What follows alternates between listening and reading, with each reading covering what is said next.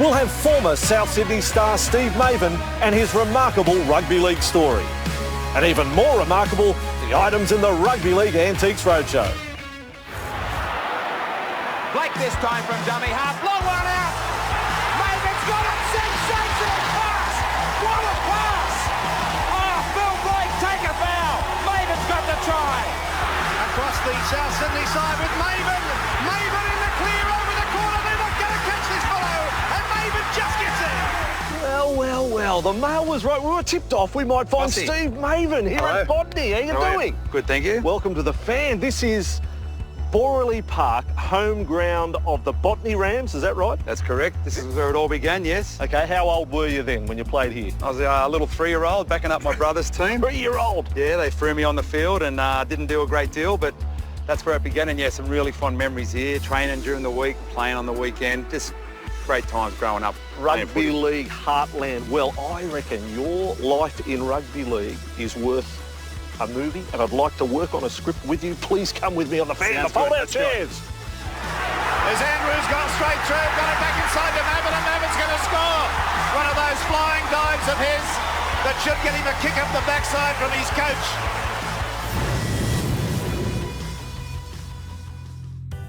Steve, it could be possible that you were the first player to swan dive for tries on a regular basis. Do you realise that is one of your claims to fame?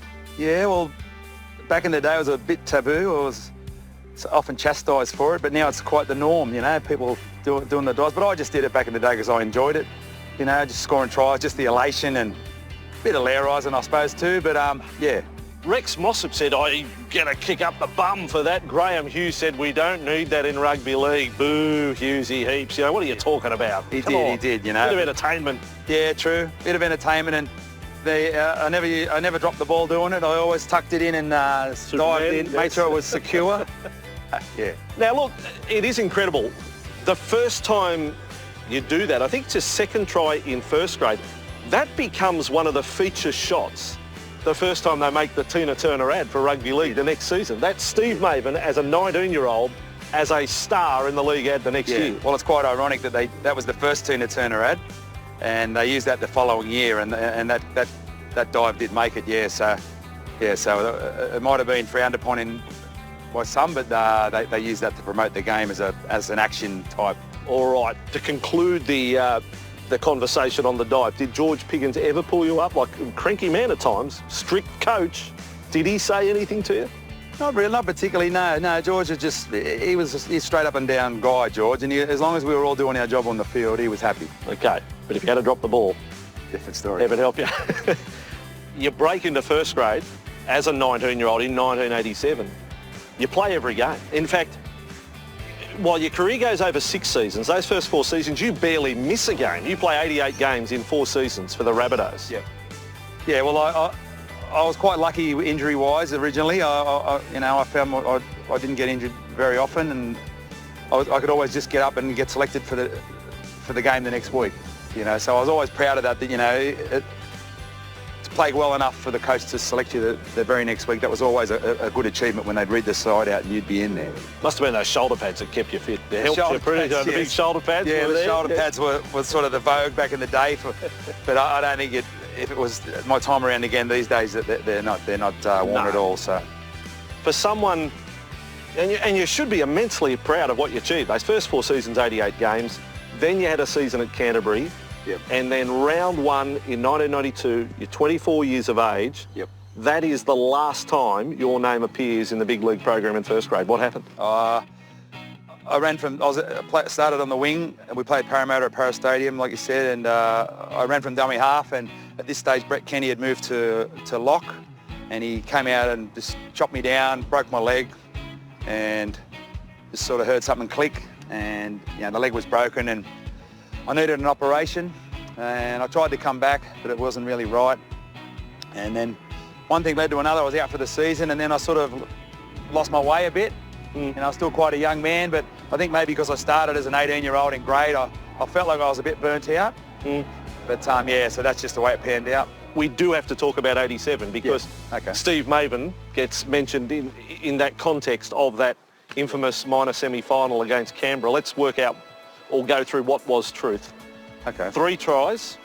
Well, first of all, the lead-up. You find yourself playing wing for South Sydney when you played all year in the centres. Yeah. Well, as it turns out, Ross Harrington was the winger all year. He got injured, and for one reason or another, I ended up on the wing, and so I was playing a bit out of position. Never really played there. You know, I've gone from front row to centre to wing. That's a progression. And I'm playing in a sudden death semi-final.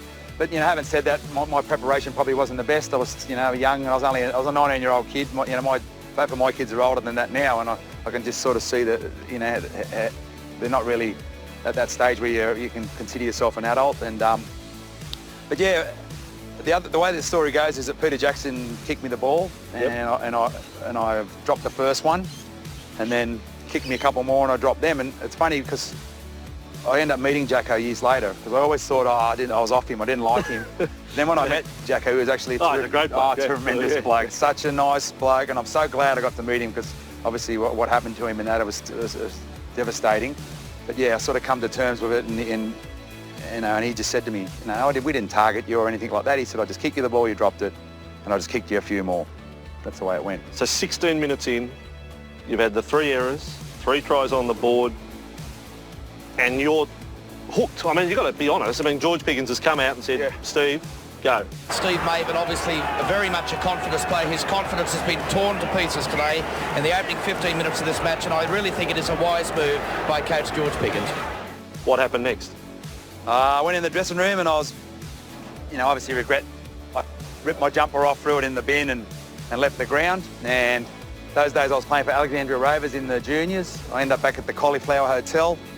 Walked into the Cauliflower Hotel, and it wasn't half time yet, and a couple of the guys saw me and said, what are you doing here? The game's still on. So, yeah, that is true. That is true. Yeah. What saddens me about the whole story was because you were such a vibrant, you know, flamboyant character. You know, Rex Mossop, you know, we hadn't seen the likes of you and that sort of thing, such a bright attacking player, that moment happened, and there's 101 games, but everyone will talk about that one.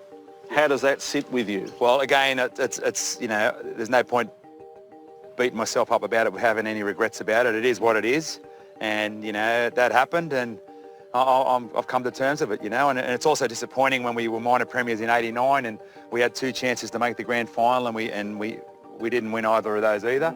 And you know, but I think at least I played somewhat better in those games, especially when we played Canberra, Mark Malmaninga, and I sort of held my own, even though they beat us, obviously, and went on to, you know, to play that famous grand final against the Tigers. So, yeah, I've come to terms with it. It is what it is, and all I can do now is just be happy with what I've done.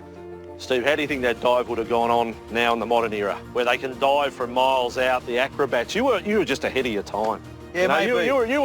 You were the game changer that no one recognised. Maybe. Well, Quick enough. And now that the corner post is taken out, I probably would have enjoyed that extra aerial dimension to it all. You had 200 tries. You would have been... You never know.